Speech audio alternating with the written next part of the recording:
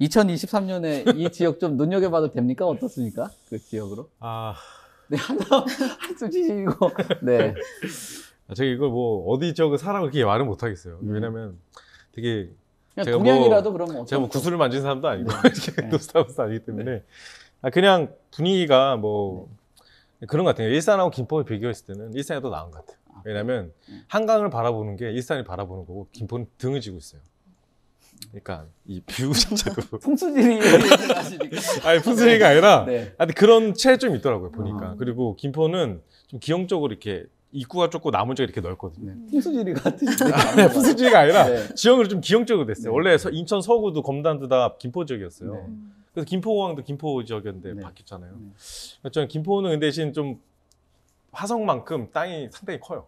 개발할 게 상당히 많더라고요. 그리고 김병수 시장을 제가 뭐 좋아하는 게 아니라 시장이 돌아와서 네. 어쨌든 지하철 5호선 문제도 해결했고 그리고 또 다른 문제도 지금 해결하려고 하는 것 같고 그리고 원희룡 장관이 이 김포 지역에다 뭔가 조금 하려고 하는 컴팩트 시티라는 걸 발표하면서 그렇죠. 네. 그리고 국토부에서 탔는데 야심차게 UAM 같은 것들이 컴팩트 시티에 적용을 하거든요. 그러니까 이 한국공항공사 사장을 최근에 만났는데 이 로컬 투 로컬에 대한 이동 지역에 대한 그 개념을 갖고 있더라고요. 그래서 이 김포 지역이 UAM에 대한 또 다른 시발점이 될 수 있다라는 생각을 좀 갖게 됐고 특히 인천 같은 경우는 이 송도 인천 분들은 송도를 상당히 되게 좋아해요. 다른 동네라고 생각하시면 나는 네.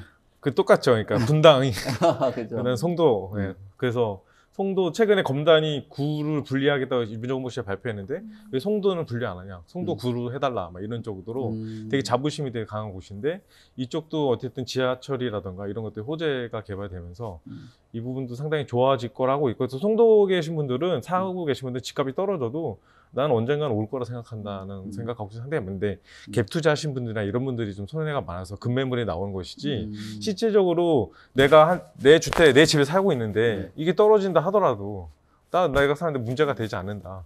뭐 대출 좀 받아도 그거 내가 갚아가면서 어차피 내 집을 거주할 거니까. 그러니까 주거 환경이 너무 좋다 보니까 1주택자들은 집값이 떨어진다고 해서 그렇게 걱정하는 것 같지는 않아요. 그럼 부천은 어떠냐? 부천을 가보면 부천은 되게 서울권이에요. 서울권이지만 또 집값이 그렇게 급박하게 올라가지도 않고 지금 떨어질 때 급하게 떨어지지도 않습니다. 부천은 그런 좀 특징이 있는데 그 대신 좀 이렇게 원도심과 신도심에 대한 차이점이 있고 그런 부분이 있고 제가 또 집이 수원이지 않습니까? 수원은 지금 광교에서 지금 화서 쪽으로 이동하고 있습니다. 이 흐름이 스타피드가 2024년에 생기거든요. 그래서 그쪽 지금 서수원 쪽 외에는 개발 호재가 없어요. 그래서 그런 부분 쪽도 상당히 미분양이 있는 걸로 알고 있습니다.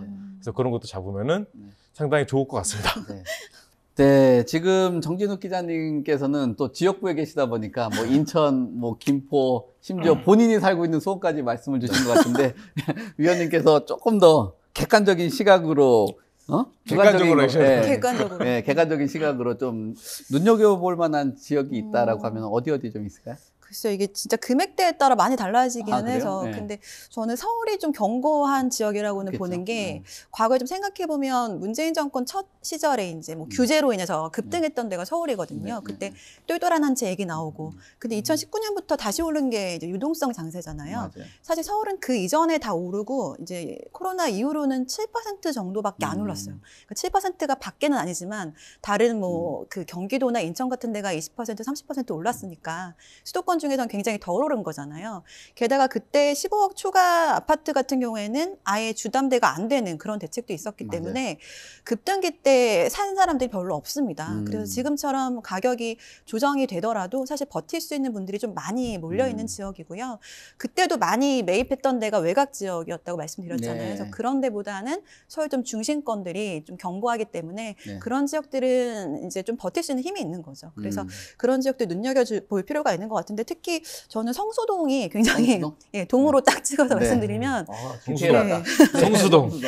네, 성수동이 지금도 굉장히 올랐지만 더 오를 수 있는 여지가 있는 동네인 것 같아요. 그래서 지금 상업용이든 주거용이든 다 좀 여러 가지 호황이 많거든요. 지금 같은 시기에도 그런 맨션 같은 데들, 옛날 빌라들 그런 게 재건축으로 진행을 하지 않고 지식산업센터로 이제 진행을 하면서 가격이 더 많이 오르는 가격으로도 매각이 되고 있는 지역입니다. 여러 가지 강남권에 있던 것들이 뭐 그 엔터테인먼트 회사들도 다 글로 모이고 네. 지식산업센터도 다 글로 모이기 때문에 주거형도 전부 이제 고급화로 좀 변신될 가능성이 높기 때문에 가장 좋은 지역이라고 말씀드리고 싶은데 사실 가격대가 네. 지금도 많이 높기는 해서요. 네.